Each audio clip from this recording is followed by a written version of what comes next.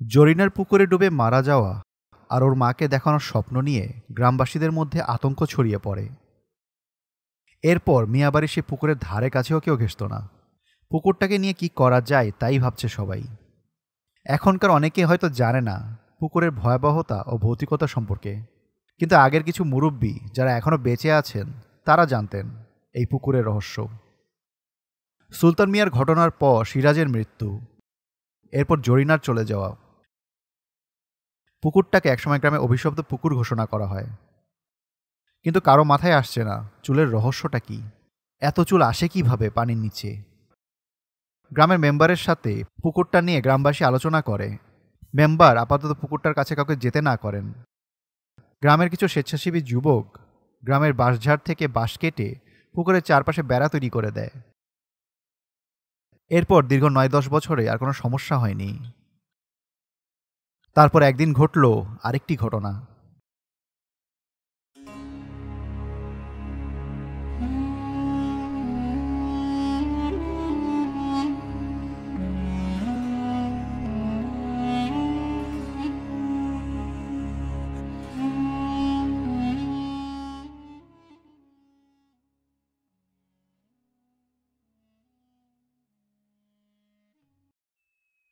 আমার চাচাতো মামা সালাম খুব দুরন্ত ডানপিঠে, বয়স আনুমানিক ২০ থেকে ২২ বছর হবে।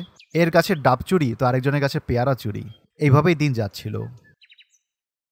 তো একদিন বিকাল ৪টার দিকে দুপুরে খাবার খেয়ে গিয়ে বসল মিয়াবাড়ির ঘাটার পাশ ঘেঁষে উঁচু করে দেওয়ার দেওয়ালটার উপরে। একা একা পা ঝুলিয়ে দেওয়ালে বসে উপরের দিকে তাকিয়ে আকাশ দেখছে আর গান গাচ্ছে। হঠাৎ পুকুরের পানিতে আলোড়ন হলো, অনেক জোরে পানিটা নড়ে উঠল। সালাম মামা ভাবলো পানিতে কিছু পড়লো হয়তো উপর থেকে। আবার এক মনে আকাশ দেখতে লাগলো আর গান গাইতে লাগলো। বলে রাখা ভালো, তার পা দুটো ছিল পুকুরের পানির দিকে ঝুলানো, পা দুলছিল আর মামা আনমনে গান গাচ্ছিল। হঠাৎ পায়ে হিম ঠান্ডা শীতল স্পর্শ পেল। মামা আটকে উঠল কিছুটা, ভয়ে তার গা ছমছম করে উঠল। মনে মনে ভাবতে লাগলো, এই রে, সাপ টাপ নয় তো? নিচে পায়ের দিকে তাকানোর আগেই সে অনুভব করলো তার পা দুইটা কিছু একটা প্যাঁচ দিয়ে ধরেছে, আর সেটা ক্রমশ উপরের দিকে উঠে আসছে পা বেয়ে। এবার প্রচণ্ড ভয় পেয়ে গেল মামা। অনিচ্ছা সত্ত্বেও ঝট করে নিচে পায়ের দিকে তাকালো সে, দেখলো রাশি রাশি কালো চুল তার পা পেঁচিয়ে ধরেছে আর মামাকে পুকুরের পানির দিকে টানছে। সালাম মামা ভয়ে আত্মচিৎকার দিল। এত চুল দেখে মামা প্রচণ্ড ভয় পেল।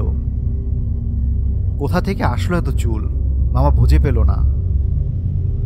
সে ভয় কাঁপতে লাগলো। তখন চুলগুলো তাকে পুকুরের দিকে টানছে আর মামা নিজেকে উল্টো দিকে মানে ঘাটলার দিকে টানছেন। প্রচণ্ড ইচ্ছে শক্তি প্রয়োগ করে সেই চুল থেকে পা দুটো ছাড়াতে সফল হন তিনি। আর প্রচণ্ড শক্তি প্রয়োগ করাতে মামা সেই দেওয়াল থেকে উল্টে ধপাস করে ঘাটার উপরে গিয়ে পড়েন। ঘাটলায় পড়েই মামার বাম হাত ভেঙে যায় সাথে সাথে। তার বাম হাত ভাঙার চিৎকারে আশেপাশে মানুষ ছুটে আসে পুকুর পাড়ে, এসে সালাম মামাকে উদ্ধার করে। সেই যাত্রায় হাত ভাঙলেও বেঁচে যায় সালাম মামা। কয়েক বছর বিরতির পর মিয়াবাড়ির পুকুরের ভৌতিকতা আবার শুরু হলো। এই ভৌতিকতা নিয়ে গ্রামবাসীর মধ্যে আতঙ্ক ছড়িয়ে পড়ে। সবচেয়ে বড় রহস্যময় কথা হলো রাশি রাশি চুল। এই চুলের রহস্যের কোনো কুলকিনারা করে উঠতে পারছে না গ্রামের কেউ। আরও ভয়াবহ ব্যাপার হলো, এতদিন পুকুরে কেউ নামলে সে ওই চুলের শিকার হতো, কিন্তু এখন দেখা যাচ্ছে কেউ যদি পুকুরে পাড় দিয়ে হেঁটেও যায় বা ঘাটলায় মনে ভুলেও বসে, তাকে এই চুল আষ্টে পৃষ্ঠে জড়িয়ে ধরে টেনে পুকুরে নিয়ে যাচ্ছে। পুরো গ্রামবাসী এ নিয়ে আতঙ্কিত। এরই মধ্যে মধ্যবয়সী হারুন ভাইয়ের সাথে ঘটে গেল আরও একটি ঘটনা। তো একদিন দুপুর 12টার দিকে হারুন মিয়া পথের শর্টকাটের জন্য মিয়াবাড়ির পুকুর পাড় দিয়ে আসছিলেন।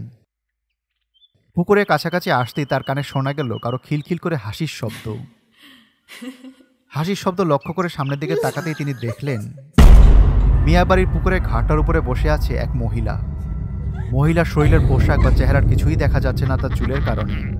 মহিলার চুল এতই লম্বা আর এতই বেশি ছিল যে তার পুরো শরীর আর চেহারার চুলে ঢেকে আছে। মহিলাটা থেমে থেমে হাসছে। এটা দেখে হারুন ভাই তখন কাহিল অবস্থা, তার হাঁটু কাঁপতে লাগলো। একবার ভাবলো দৌড় দিবে, আবার ভাবলো কে ওখানে, সেটা আগে দেখা দরকার। মনের বল আর বুকের সাহস এক করে কাপা কাপা গলায় জোরে হাঁক ছাড়েন তিনি। কে ওখানে? মিয়াবাড়ির ঘাটলাই কে? তার কথা বলতে যতটুকু দেরি, তার জিজ্ঞাসা শেষ হবার আগেই তিনি নিজেকে পুকুরে পানির মধ্যে দেখতে পান। পানিতে পড়েই হারুন ভাই ঘাটলার দিকে তাকালেন। দেখলেন ঘাটলায় কেউ নেই। হঠাৎ তার মনে হলো পানির নিচ থেকে তার পা কিছু একটা টেনে ধরেছে আর ক্রমশ তাকে নিচে টানছে। হারুন ভাই প্রাণপণ উপরে ভাসার চেষ্টা করছেন, আর সাঁতার কেটে তার শরীরের সমস্ত শক্তি প্রয়োগ করে যখন দেখলেন তিনি আর পারছেন না, তখন তার শরীরের সমস্ত ইচ্ছাশক্তি একত্রিত করে চিৎকার দিলেন। তার সেই চিৎকার পাশের মাঠে কাজ করতে আসা কয়েকজন কৃষকের কানে পৌঁছায়। চিৎকার শুনে তারা ছুটে আসে, এসে মিয়াবাড়ির পুকুরে কাউকে হাবুডুবু খেতে দেখে। কৃষকরা ৩-৪ জন ঝাঁপিয়ে পড়েন পানিতে। ততক্ষণে হারুন ভাইয়ের শরীরের সমস্ত শক্তি প্রায় শেষ, ডুবে যাচ্ছিলেন তিনি। এমন সময় কয়েকজন মানুষের গলার আওয়াজ শুনতে পান তিনি, আর পুকুরে ঝাঁপিয়ে পড়ার শব্দ পান। ওই যাত্রায় বেঁচে যান হারুন ভাই। হারুন ভাইয়ের ঘটনার পর গ্রামের মেম্বারের বাড়িতে সবাই জড়ো হয় ওই দিন সন্ধ্যায়। ওই ভিড়ে বা জটলায় গ্রামের শতবর্ষী মজিদ মিয়াও ছিলেন। মিয়াবাড়ির পুকুরে এমন কি আছে, ওটা কেন দিন দিন এমন ভয়ঙ্কর হয়ে উঠছে, এসব প্রশ্ন সবার কাছেই অজানা। মেম্বারকে সবাই বলে এর একটা কুল কিনারা করতে, এইভাবে আর কতদিন। কিন্তু এর আসল রহস্য কেউই বুঝতে পারছে না। এত চুল কোথা থেকে আসছে? একজন বলল, পুকুরটা ভরাট করা হোক। এরপর আরেকজন বলল, বরিশাল শহর থেকে বড় কোনো হুজুর এনে বন্ধক দেওয়া হোক। তখন মেম্বার বললেন, আগে জানতে হবে এর আসল রহস্য কি, ওই জমিতে এমন কি ঘটনা ঘটল। তখন ভিড়ের মধ্য থেকে মজিদ মিয়া উঠে দাঁড়ায়, আর তিনি বলেন, আমি জানি এর রহস্য। এত চুল, এত মৃত্যু কেন হচ্ছে? তখন সবাই মজিদ মিয়ার কাছ থেকে জানতে চায়। মজিদ মিয়া বলতে শুরু করেন, 1940-41 সালের ঘটনা হবে হয়তো। পুকুরটা এখন যেই জায়গায়, ওই জায়গাটা তখন ছিল মাঠের মতো খোলামেলা জায়গা। গ্রামের কয়েকজন বখাটের লোক তখনকার দিনে ওই জায়গায় আড্ডা দিত, তাস খেলতো, নেশাপানি করত। একদিন ভোরে গ্রামের বিধবা সুন্দরী গৃহবধূর হালিমার লাশ পাওয়া যায় সেই মাঠে, যার 3 কুলে কেউ ছিল না। একা থাকতো, আর মানুষের বাড়ি বাড়ি কামলা খাটত। তার রূপ আর তার সৌন্দর্য তার কাল হলো। হালিমাকে রাতে কে বা কারা নির্যাতন করে মেরে ফেলে। আরও ভয়াবহ হলো, হালিমাকে মারা হয়েছে ওরই মাথার চুল গলায় পেঁচিয়ে। বেচারি মেয়েটা খুবই সুন্দর ছিল দেখতে। হালিমা যেমন দেখতে সুন্দর ছিল, তার মাথায় ছিল রাশি রাশি কালো চুল। হালিমাকে যখন সকালে পাওয়া যায়, তখন তার শরীরে এতটুকু রক্ত অবশিষ্ট ছিল না। পুরো রাতে তার শরীরের সব রক্ত বের হয়ে যাওয়াতে তার নাক মুখ ফ্যাকাশে সাদা ছিল। হালিমাকে পরের দিন যারা ওখানে মৃত পায়, তারা থানা পুলিশের ভয়ে কাউকে কিছু না জানিয়ে ওখানেই ওভাবেই মাটি চাপা দিয়ে রাখে। আর এরপর থেকেই গ্রামে ঘটতে থাকে অলৌকিক সব ঘটনা।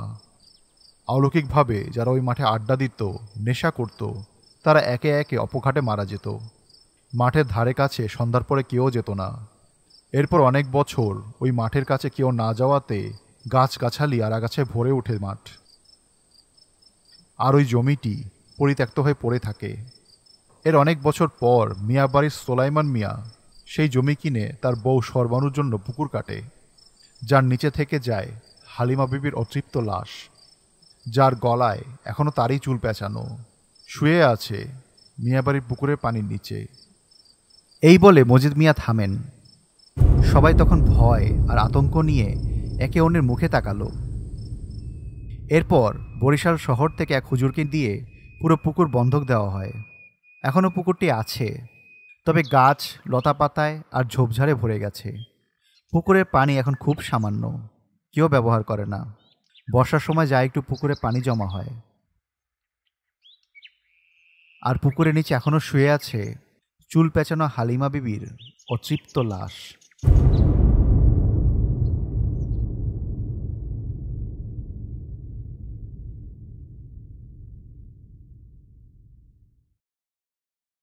Animated stories, best channel you ever seen. Animated stories. you are in a horror dream.